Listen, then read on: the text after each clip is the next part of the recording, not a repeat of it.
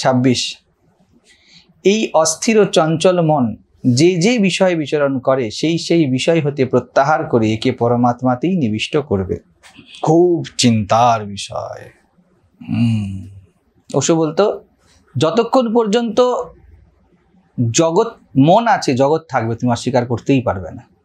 ঠিক আছে, সবার এক ঘোষণা, যতক্ষণ পর্যন্ত জগৎ আছে তোমার কাছে বিকল্প আছে, ইউ ক্যান, কর্তৃত্ব আছে, ইউ মাস্ট অ্যাক্ট। এই জন্য দেখা যায় না যে কেউ ব্রহ্মজ্ঞান হলো, আমি সকালে আলোচনা করছিলাম, কারো একটু জ্ঞান লাভ করেছে এবং সে চলে গেছে রেপ করতে, বলছে রেপ করা জব করা একই তো, লেটস রেপ। কখনো দেখা যায়নি আজ পর্যন্ত। কিন্তু ভালো কথা মানুষকে বোঝাচ্ছে, তার সামনে এসে প্রেমপূর্ণ হচ্ছে দেখা যাচ্ছে, ঠিক আছে, কখনো দেখা যায়নি এসে তার পকেট মেরে দিচ্ছে। বলছে কি আছে, ওর টাকা আমার টাকা তো এক। নেতিবাচক দিকে জীবন চলে যায়নি। কারণ কি, বিবেক পাকলে তারপর বোধ, বিবেকের অভাবে বোধ নয়। এই জায়গাগুলো বিকল্প জীবন দীর্ঘ সময় অবধি দেবে। এই বিকল্পের মধ্যে সব সময় আমাদেরকে চেষ্টা করতে হবে যেটা বোধ কারক সেটা চুজ করে নেওয়া। বোধ কারক মানে তোমার শান্ততা কারক। ঠিক, তুমি যাই চুজ করো, ইউ মাস্ট বি পিসফুল। না আমি লঙ্কাই চুজ করলাম, তুমি চুজ করেছো তো, বি পিসফুল। কেন ওকে বলছো জল দাও, এই দাও, ওই দাও, সেই দাও। এবার যদি কেউ বলে না আমাকে জল দিতে হবে, এটাও আমি চুজ করিনি, বা তুমি জল পাবে না, তোমার জল দেওয়া হবে না, এটাও আমরা কেউ চুজ করিনি, তাহলে জীবনে কি হলো? জীবনে একটা প্রশ্ন চিহ্ন থেকে গেল শেষ অবধি।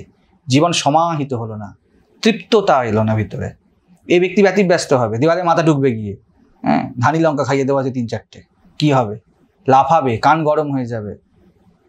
তা জ্ঞানের লক্ষণ নয়। যাই হোক, তো অস্থির ও চঞ্চল মন যে যে বিষয়ে বিচরণ করে, এখানে উত্তর খুব সুন্দর বিজ্ঞান ভৈরবতন্ত্র দিয়েছে। দেহ ঘৃণ্যও নয়, দেহ সর্বোচ্চও নয়, দেহ সাজানোর জন্যও নয়, আর দেহ নিন্দা করার জন্যও নয়। দেহ কি? দেহ শুদ্ধির জন্য, হাইজিনের জন্য, স্বচ্ছতার জন্য, তাই না? সুস্থতা নোংরার উপর নির্ভর করে না, আর সুস্থতা সাজের উপরও নির্ভর করে না। সুস্থতা নির্ভর করে স্বচ্ছতার উপরে।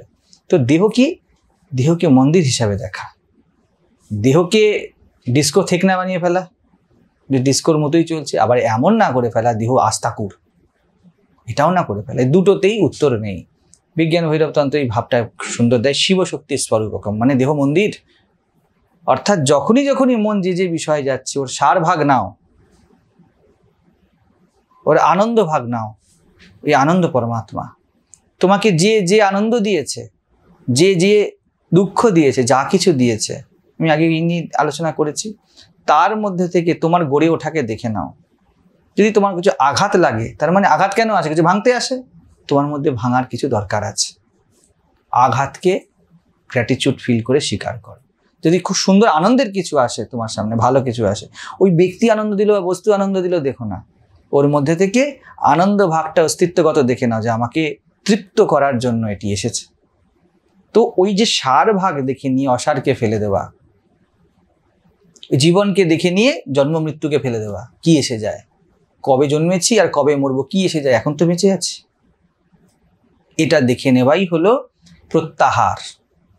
প্রত্যেক রূপে যখন আহিত করে দেওয়া হয়, প্রত্যেক কথাটার অর্থ এই ক্ষেত্রে দাঁড়াবে এসে তুমি সার জিস্ট নিচ্ছ। যেমন আমরা বলি না, অন্য একটা প্রতি দিয়ে শব্দ বলে, যেমন প্রত্যেক, একের মধ্যেও একটা নির্দিষ্টীকরণ করা হচ্ছে, একটা স্পেসিফিকেশন। তো যখন প্রত্যাহার, তুমি তো আহরণ করে নেবে, মনটাকে তুলে নেবে, কিন্তু কি তুলে নেবে? আমরা আলোচনা করেছিলাম জহতি অজহতি লক্ষণ, শিবির আলোচনা হলো।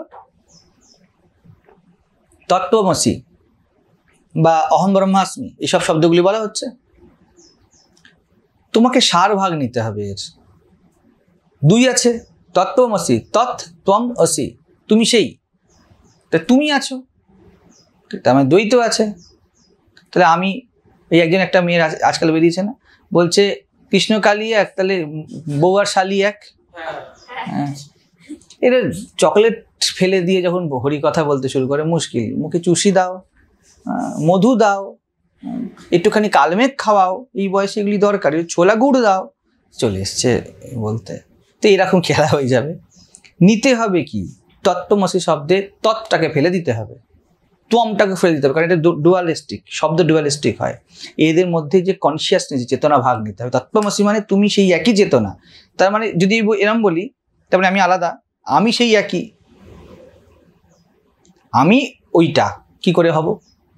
যদি আমিই থাকি তো আমি তো আলাদা হয়েছি। তুমি তুমি নয়, সে সে নয়, তোমাদের মধ্যে যে সার ভাগ আছে, এটা হলো প্রত্যক দেখে নেওয়া।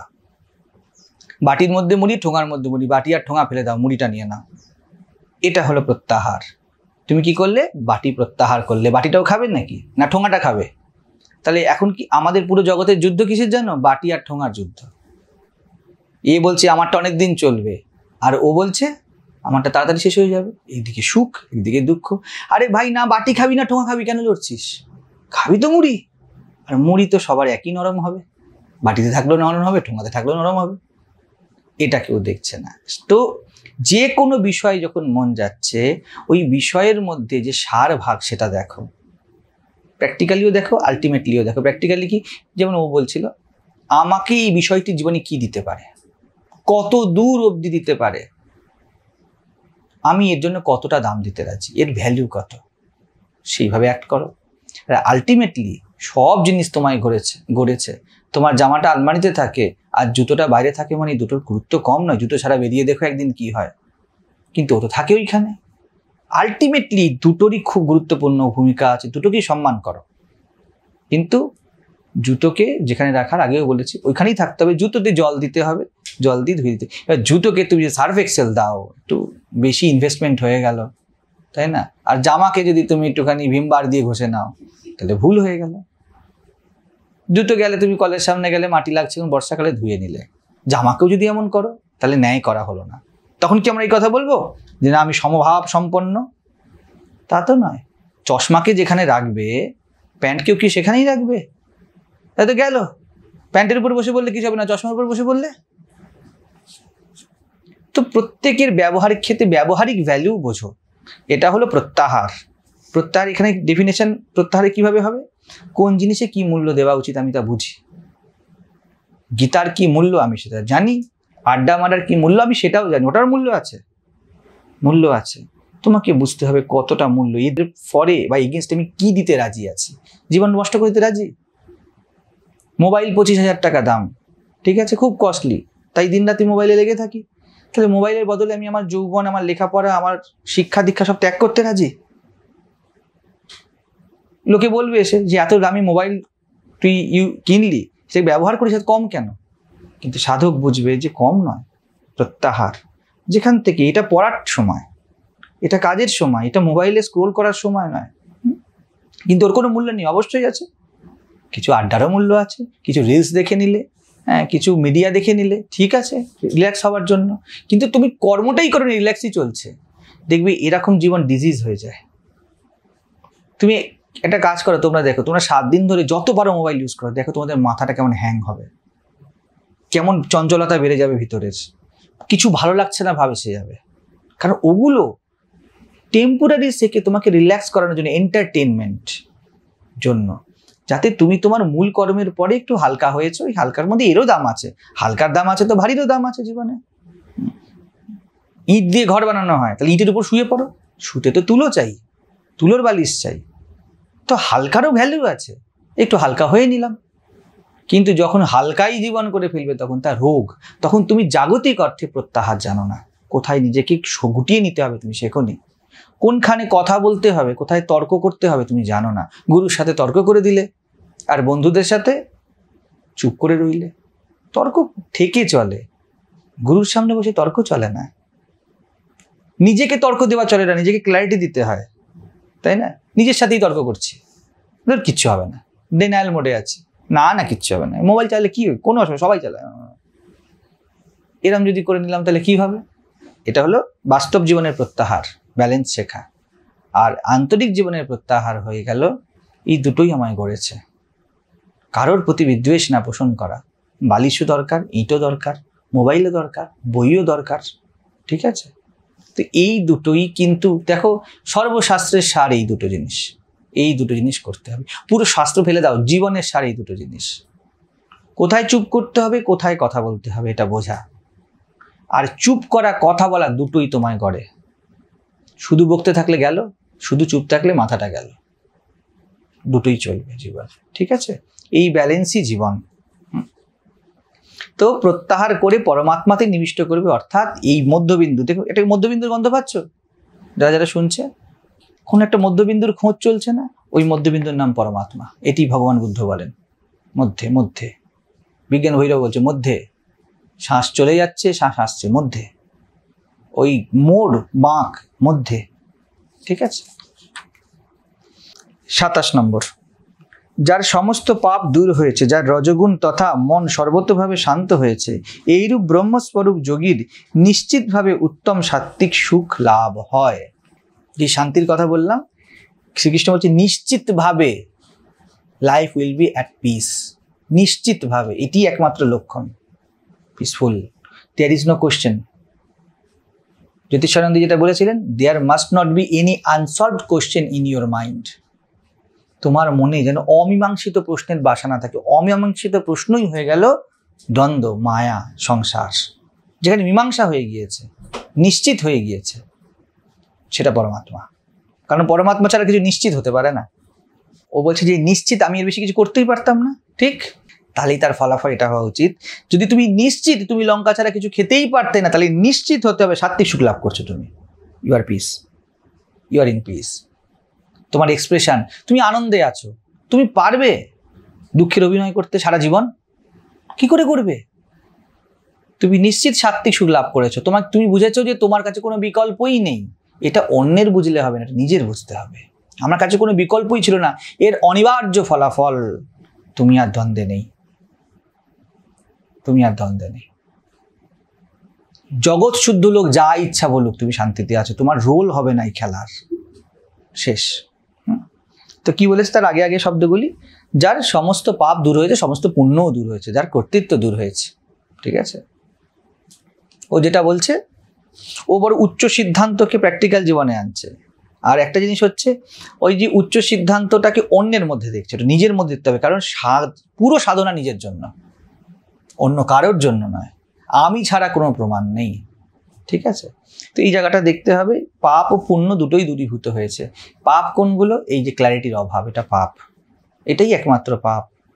তুমি অমীমাংসিত আছে, court case, court is in জার্ন, দাঁড়িয়ে আছে। ঠিক আছে, এখনো কোনো অর্ডার পাস হয়নি, আর তুমি অ্যাক্ট করতে শুরু করলে, পাপ। বিচারক বলেনি যে তুমি জিতেছো, তুমি হেরেছো, তুমি ঠিক, তুমি ভুল, কিন্তু তুমি অ্যাক্ট করতে শুরু করলে, এটা পাপ। ঠিক তেমনই মনে অমীমাংসিত প্রশ্ন, জীবনে কি করা উচিত, করতে শুরু করে দিয়েছো। 100% নিশ্চিত নয় এর থেকে বেশি ভালোবাসতে আমায় কেউ পারে, বিয়ে করে ফেলেছো। এবারে বলে ওটা তখন বোঝা যায় না মহারাজ, যেটাও বলছে অনিকেত, তখন তো বোঝা যায় না। বলছে হ্যাঁ, যখন পরে বাঁচ যাবে তখনও কিছু বুঝতে পারবে না। অবুঝের শাস্তি কি? পদে পদে বিপদ, উপদ্রব। তো বোধবানের কথা হচ্ছে, অবুঝের কথা নয়। যে কোনো কাজই তোমরা ইউথ নিশ্চিত হয়ে করো, গিল্ট থাকবে না, অনুশোচনা থাকে না। তুমি ওই যেটা বলছে, ওই অননুশোচনার দৃষ্টিতে পিছনকে দেখার কথা বলছে। তুমি বড় শান্ত তৃপ্ত হয়ে গিয়েছো। তুমি যদি সত্যি রিয়েলি ট্রান্সফর্ম হতে চাও, আগে কত ভুল করেছি, 100টা ভুল করেছি, বড় বড় ভুল করেছি। আজকে আমি জাগ্রত হয়েছি, এই 100টা ভুলকে আমি অপরিপক্কতা হিসাবে দেখে ক্ষমা করে দেবো, ভুল হিসাবে দেখবো না। I was immature. এটা যে আন্তরিকভাবে বলতে পারছে, হি মাস্ট বি ম্যাচিওর নাও, এখন সে ম্যাচিওর হয়েছে। একই, কালকে আমি লাইভে বলছিলাম সম্ভবত, একই বলে করুণার দৃষ্টি, নিজের প্রতি করুণার দৃষ্টি। আমরা ক্ষমা করতে পারি না, কারণ আমরা করুণাপ্রবণ নই। অন্যকে কি করবো, নিজেকেই করতে পারিনি। সেদিন যদি এর সাথে বিয়ে না হতো, আজকে তো বুঝতে পেরেছ, আজকেও তো না হতে পারে। কে তোমায় বেঁধে রেখেছে? যদি বলো না এই আছে, ওই আছে, সেই আছে, হলো না। ওই সময় ন্যায় করতে হবে। কটা ছেলে? 10টা ছেলে হয়ে গিয়েছে, 10 বছরে 10টা ছেলে। ঠিক আছে, সেদিন যদি বুঝতাম এই আহমককে বিয়ে করে আমার এই হবে, তাহলে আমি মোটেই করতাম না। আজকে বুঝেছো? বলছি ইয়েস, আমি বুঝেছি। 10টা ছেলে নিয়ে যাও, চলে যাও। এই সাহস জীবন দেবে বদলানোর। তুমি যে কোনো কজ দিতে রাজি হয়ে যাবে, কারণ এটাই কিন্তু যথার্থ ক্ষমা। তুমি তোমার যদি বিবাহিত হয়, হাজব্যান্ডকে বলে তোমায় ক্ষমা করে দিলাম, 10টা ছেলে নিয়ে চলে গেল। কিন্তু না, যদি সেদিনকে বুঝতাম তাহলে করতাম না। এখন তো 10টা ছেলে হয়ে গেছে, কি করব? হেঁদিয়ে সেই ও এসে থাপ্পড় মারবে, এসে গালাগালি দেবে, বাচ্চা কাঁদছে বসে আছে, হে ভগবান, এই করতে করতে বয়স হয়ে গেল 42। তারপরে এসে আশ্রম করতে বলে, মহারাজ দুঃখের কথা কি বলি। তারপরে এর সাথে আর সোনায় সোহাগা হতে পারে, 10টাই অমানুষ, কি কেউ কথা শোনে না মহারাজ, এদের জন্য আমি 20 বছর আগে এই ভুল সিদ্ধান্ত করেছিলাম, সেটাকে টিকিয়ে নিয়ে গেলাম, আর এরাই আজকে আমাকে এই কথা বলছে। আমি বলবো, ইউ আর উইনার্স, মুকুট পরাও হে। আমরা সকালবেলায় আলোচনা করেছিলাম চণ্ডীতে, প্রবৃত্তি নিবৃত্তি, কিছু করব কিছু করব না, এই দুটোই গোলমাল করবে জীবনে। বাঁচাবে কোনটা? সমাহিত করে নেওয়া। অবশ্যই খাবো, খাই কেন? সুস্থ থাকার জন্য। অসুস্থ হওয়ার জন্য তো খাই না। আবার না খেয়েও মরে যাওয়ার জন্য ভগবান এই জীবন দেয়নি, তো খাবো, কিন্তু কৃতজ্ঞ থাকবো। সেই জন্যই তো ভারতবর্ষে খাওয়ার প্রতি সম্মান, হ্যাঁ, অন্নাৎ ভবতি ব্রহ্ম, এসব শব্দ বলা হয়েছে। বা পরবর্তীকালে যাবতীয় জিনিসকে, শরীরের যে ঔষধি ব্রহ্ম, সব কিছুকে, যা দেহকে সুস্থ রাখে, সব কিছুকে কিন্তু তারই অংশ হিসাবে দেখা হয়েছে। তো যখন এই নেক্সট পয়েন্টে বলছে রজগুণ তথা মন সর্বতভাবে শান্ত হয়েছে, অর্থাৎ সন্তুলিত হয়েছে। এবার কেউ যদি খায়, এখানে তো মেয়েরা অনেকে আছে, তারা তো বলবে, না রাত্রিবেলায় তো আমরা রুটি খাই, পরোটা হলে বেশি খাই না। যদি এটা স্লিম থাকার তোমার মাধ্যম হয় এবং স্লিমটা যদি দেখানোর মাধ্যম হয়, you are wrong, you have to suffer, আজ না হোক কাল। শরীরকে সুস্থ রাখা, শরীরকে প্রদর্শনী বানানো নয়। পুরুষের ক্ষেত্রেও তাই। জিমে কেন যাচ্ছি? সিটিটা মারবো, আর সিটিটা অনেকদিন মেরেছে, সিটি আর মারবো না, জিম করে নিচ্ছি। ভদ্র ছেলে আমি, সেই সিটি মারা ছেলেটি আমার ভিতরে আছে, এখন শুধু জিম করে এমনিই তুলি। এখন এমন ব্যবস্থা করে ফেলেছি যে গুটি গুটি কেউ আমার পিছনে আসবে, তুমি সেই রকের ছেলেই আছো, শুধু তোমার টেকনিক বদলে গেছে। আগে আসতো এখানে 30 টাকা 30 টাকা 30 টাকা, এখন আর কেউ আসে না। এখন অফার দেয়,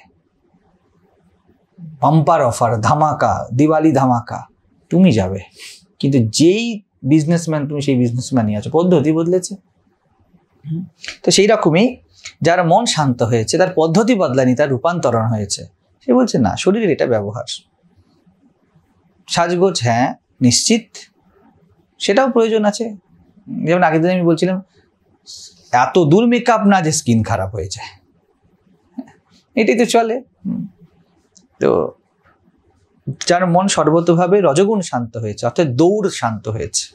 দৌড় দুটোই, খাবো এটাও দৌড়, খাবো না এটাও দৌড়। স্লিম থাকবো এটাও দৌড়, আর খেয়েই চলেছি পপকর্ন, চিপস বা কোল্ড ড্রিঙ্কস, আর এরকম ফুলে গেছি, এটাও দৌড়। দুটোই দৌড়, কিন্তু দেখলে মনে হয় যে স্লিম থাকে, সে দৌড়াচ্ছে না। খুব চিন্তার বিষয়। আমি গেছিলাম ঋষিকেশে, বলেছিলাম সবাই যোগা করছে, এসেছে সেই সকাল থেকে সন্ধ্যে দিয়ে। আমি বলছি কি নিষ্ঠা এদের মধ্যে। আমি তো লাইব্রেরিতে বসে পড়ছি, আর এরা ঘন্টার পর ঘন্টা বিভিন্ন ফুঁসফাঁস করেই চলেছে। তা আমি ভাবলাম যে বেরিয়েছে এক একজন সব স্ট্যান্ডার্ড লোক, কেউ লাখপতি না, সব কোটিপতি।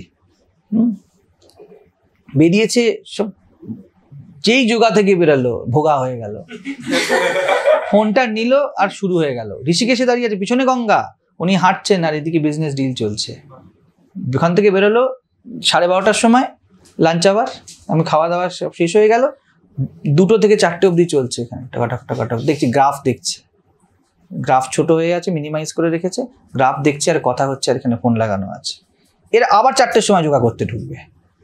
আর তেমন সব শান্ত সমাহিত, ধুতি পরিয়ে দিলে তুমি একদম মোহিত হয়ে যাবে যে বাহ, একদম যেন সাত্ত্বিক ব্রহ্মচারী ঘুরছে চারদিকে, কোনো অসুবিধা নেই, চকচক করছে।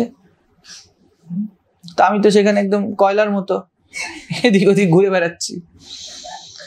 এই সব জিনিস আমাকে ছোট থেকেই আমাকে এগুলোকে দেখিয়েছে, এগুলোকে মনন করিয়েছে, এই চলছে খেলা। তো এই দুটোতেই জীবনে রজগুণ শান্ত হওয়ার অর্থাৎ দৌড় থেমে গিয়েছে। ঋষিকেশেই থাকো আর মুম্বাইতেই থাকো, দৌড় থেমেছে কি ভিতরে, নাকি সেই ছুট? তুমি হয়তো, ও হয়তো একটুখানি অনেকটা গ্রামের দিকে থাকে, যদি ভিতরে দৌড় থাকে ও কলকাতার থেকে আলাদা কিছু নয়। আর কলকাতায় কেউ বসে আছে মা সারদার মতো চুপ করে, সে যেখানেই থাকুক। তো ভিতর থেকে মন শান্ত হচ্ছে, এরূপ ব্রহ্মস্বরূপ। দেখো এত দূর সম্মান দিল, এ ব্রহ্মস্বরূপ হয়ে গিয়েছে। এই যে বললাম ওকে, যার শান্ত হয়ে গিয়েছে সে ব্রহ্মস্বরূপ হয়ে গিয়েছে, বুঝে যাচ্ছে। এবার ব্রহ্মের যে লক্ষণগুলো বলেছে এগুলি ঋষিরা নিজের মন গড়া বলেনি, এগুলো তাদের উপলব্ধি। বিরাট হয়ে যেতে যেতে যে যত তার অস্তিত্বকে বিরাট করে ফেলে, তার মধ্যে যে লক্ষণগুলো ফুটে ওঠে সেই লক্ষণগুলোকে দিয়ে ব্রহ্ম বলে দিয়েছে। ব্রহ্ম শান্ত হয়ে যায়, ব্রহ্ম শান্ত স্বভাব, সৎ হয়ে যায়। অর্থাৎ এই যে সার ভাগটিকে নিয়ে অসারকে ফেলে দেয়, সৎ অস্তিমাত্র সৎস্বরূপ। মুক্ত, সে কোনো কিছুর মধ্যে এই মাথার হেডেক নিয়ে চলতে রাজি নয়। যদি তোমরা মাথার হেডেক নিয়ে চলতে রাজি থাকো বা চলো, ও কোনো প্রশ্ন নেই আধ্যাত্মিকতার। আর রাজি হয়ে গেছি, রাজি বলছি আমি কথাটা, আমি রাজি লাফড়া নিতে জীবনে। ঠিক আছে, জয়রামজি থাকো, লাফড়াবাজ ব্রহ্ম। তো ব্রহ্ম লাফড়াবাজ নয়, মুক্ত স্বভাব। মুক্ত মানে মেরি মার্জি না। মেরি মার্জি মানে একটাও সমাজের অবস্থা বলো যেখানে শুধু তোমার মর্জি চলবে। একটা জায়গা বলো, যে কোনো ছোটখাটো একটা, তোমার মর্জি চলে, বলো, ভাবো কত দূর যেতে পারো। কোথাও জগতে এরকম নেই যে মেরি মার্জি করতে পারবে, কারণ জগতের স্বভাবে জগৎ জুড়ে আছে, যোগে আছে। There must be harmony. মুদির দোকানে গিয়ে তুমি মেরি মার্জিতে পাবে না, তোমাকে দাঁড়াতে হবে। স্টক না থাকতে পারে, যত টাকা লাগে দেবো। পার্লেজি বিস্কুট কত করে? 3 টাকা। 30 টাকা দেবো, পাবে যত ইচ্ছা পার্লেজি বিস্কুট। সাপ্লায়ার সাপ্লাই দেবে, গাড়িটা ঠিক সময় আসবে, ওর কাছে স্টক থাকবে, সব মিলিয়ে তারপর তোমার মর্জি অ্যাক্টিভেট হবে। কোনো স্তর নেই যেখানে মেনি মার্জিকে এক্সপ্লোর করতে পারবে। There must be harmony. Harmony মুক্ততা। আমি জীবন কি বুঝি? আমি যদি এক্ষুনি প্রতিমাকে গিয়ে বলি 20 মিনিটের মধ্যে আমার একটা মূর্তি বানিয়ে দাও, এবং রং করে দেবে, 5 লাখ টাকা দেবো, ও পারবে? হয় না, মেরি মার্জি চলে না এই জগতে। আমি মিলিয়নার সব থেকে বড়, পারবো কালকে সূর্য ওঠাতে ইচ্ছা করলেই? কোথায় পারবো? অসুরদের কিন্তু এই চিন্তা ছিল, আমি সব ক্যাপচার করবো, আমার ইশারায় সব চলবে। জগৎ কারোর ইশারায় চলেই না, জগতে সমষ্টিগত হারমোনিতে চলে। এই জন্যই তো যে চাইছে মেরি মার্জি, সে অসুর থেকে কম কিছু নয়। আমরা এটা বুঝতে পারছি না। মডার্ন স্পিরিচুয়ালিটিতে একটু আগে আলোচনা হচ্ছিল, আমরা ভাবছি আমি কারোর কথা শুনবো কেন? এক বিন্দু নেই যে তুমি অন্য কথা শুনবে না। রাস্তায় বেরোবে, ট্রাফিক পুলিশের কথা শুনে চলতে হবে তোমাকে। কোথায় তুমি যাবে? জীবন তোমাকে অক্সিজেনের দাবিদার বানিয়েছে, তুমি চাইলেও নাইট্রোজেন নিতে পারবে না। তোমার মর্জি চলবে না। প্রকৃতি তোমাকে বানিয়েছে, অক্সিজেন না থাকলে তুমি মরবে। মেরি মার্জি বললে হবে আমি অক্সিজেন না নাইট্রোজেন টানবো? বলো, তাহলে কোথায় মর্জি? তোমার মর্জি নেই, নেভার এক্সিস্ট। যা ইচ্ছা করতে পারবে না। দেখো, আমি মনে করি এই জিনিসটা আধ্যাত্মিকতায় প্রবেশ করছে এখন, তোমাদের ইয়ং জেনারেশনের মধ্যে প্রবেশ করছে। Be aware. কিচ্ছু না, এটি মায়ার ট্র্যাপ। খেলে তোমার সাথে চলে যাবে। মানে হ্যাঁ, তোমারই মার্জি, তোমার মোবাইল MMS আমার হাতে, চলো। মেরি মার্জি বলে সিগারেট খাচ্ছি, কার মর্জি? মেয়েরাও খাই আজকালকার দিনে একটু দেখানোর জন্য। কার মর্জি? তোমার মর্জি। ফুসফুসটাকে সুরক্ষিত রাখতে পারো কিনা দেখো। তোমার মর্জিতে সিগারেট খেয়েছো, তাই তোমার মর্জিতে তুমি তোমার লাংসটাকে খারাপ করেছো। ঠিক আছে, নিজেকে বলো না কাশি পাচ্ছে কাশবো না, কিভাবে পারো, কতক্ষণ, দেখি তোমার কেমন মর্জি। কিছু তোমার মর্জি নাই। তো এইগুলো যে যত ব্রহ্ম মুক্ত স্বভাব, মুক্ত স্বভাব মানে ইজ ইন হারমোনি। হারমোনি মুক্ততা। নদীর জল কখন শান্ত হয়? যখন সে এক হারমোনিতে আছে, যেমন যেমন পরিস্থিতি তার মধ্যে দিয়ে বয়ে চলেছে, হারমোনিতে আছে। নদী মুক্ত তো, আমরা উদাহরণ দিত, নদীর মতো মুক্ত, পাখির মতো মুক্ত। ঠিক, তাকেও যে এয়ার প্রেশার তার সাথে চলতে হয়। এবার যদি পায়রা বলে যতই ঝড় হোক আমি সামনে এগিয়ে যাবো, কারণ মেরি মার্জি, কি করে যাবে বাবা? বাদ যদি বলে আমি কাল থেকে এই আম গাছের নিচে ঘর বানাবো, থাকতে পারবে না, উসকি মার্জি না। হ্যাঁ, ফুল যদি বলে যে কালকে ফোটা আজকে ফুটবো, আমার তারা আছে, উসকি মার্জি না, তাই না? পুরো জীবন তার ম্যানিফেস্টেশন সামনে আনে, তার সাথে আমরা চললে আমরা মুক্ত। এই জন্য বলছে ব্রহ্মস্বরূপ, এইটা যে বুঝে গিয়েছে বা এইটা যে জীবনে ঢালছে, সে ব্রহ্মস্বরূপ যোগীর নিশ্চিতভাবে উত্তম সাত্ত্বিক সুখ। শুধু এত না, কৃষ্ণ বলতে বলতে হাঁপাচ্ছেন না, শুধু সাত্ত্বিক নয়, সুখ নয়, উত্তম সাত্ত্বিক সুখ, বুধ হয়ে থাকা। মদমত্ত মাতঙ্গিনী উলঙ্গিনী ধায়, মা কালীকে বলা হয় বুধ হয়ে আছে, উত্তম সাত্ত্বিক সুখে ডুবে আছে, সুধা পানে ঢলো ঢলো, বললেও লাভ নেই তাকে। আর এই জগতে থেকেও মা জগতে নেই, ঢলে কিন্তু পড়ে না, ঢলবে, ভুল হয়ে যাবে না। মনে হচ্ছে এই দেখো কি করছে, তার তার কাটেনি, তার সুর কাটেনি, যাতে মাতাল তালে ঠিক। তো সাত্ত্বিক সুখ এরকম, সাত্ত্বিক সুখে যে আছে তার তার কাটা দেখবে না যে গোলমাল করছে। রামকৃষ্ণ বলে কিসের টাকা? টাকা মাটি, মাটি টাকা, মাটিতেও থাকি টাকাতেও থাকবো, এটাও তো যুক্তি হতে পারতো। টাকার মাটি যদি ইকুইভ্যালেন্ট হয় তাহলে তো রামকৃষ্ণ পাছা তো মাটিতেই থাকায়, তা টাকাতে থাকালে কি অসুবিধা ছিল? টাকার গদি বানাতো, যুক্তি তো এটাও দাঁড়ায়। ঠাকুরকে বললে তাহলে তোমার এত দূর জ্ঞান হয়নি, ঠাকুর হাত জোর করবে, না বাবা আমার এমন জ্ঞান চাই না, আমার অত দূর জ্ঞান হয়নি। তার কাটে লোকের সাথে কথা বলে লাভ নেই, তার তার কাটেনি। রানী রাসমণিকে চর মেরে দিয়েছেন, পরিষ্কার পরিষ্কার দেখো, এটা মাথায় রেখো। সবাই খুব বড় বড় কথা বলে, গদাধরের সাধক মন রাসমণির মধ্যে একটা ইন্ট্রোস্পেক্টিভ মাইন্ড দেখে নিয়েছিল, নাহলে চর মারতেন না, অত সোজা নয়। হঠাৎ করে গিয়ে ঠাকুর সারাদিন দিদেকে চর মারেনি, চর খাবার অধিকারী বা অধিকারিণী থাকে, তার কাটে না। তার এখনকার মডার্ন স্পিরিচুয়ালিটি তার কাটা কথা বলে সবাই। এই যে ঝাল খেয়েছি বলে চোখের জল বেরিয়েছে, ভগবানের ইচ্ছা, ইরিটেট হয়েছে সেটা ভগবানের ইচ্ছা, কেউ আমাকে মারলো ভগবানের ইচ্ছা, এইসব উন্মাদের মতো প্রলাপ। ঠাকুরের কোথাও তার কাটেনি এরকম। তিনি যখন ভাব তখন উলঙ্গ হয়ে বসছেন। এবার তিনি এই কথা বলছেন না উলঙ্গ হয়ে আমার মর্জি, বিদ্যাসাগরের কাছে উলঙ্গ হয়ে যাই, কলকাতায় উলঙ্গ হয়ে ঘুরে বেড়াই, তার কাটা কথা বলেননি।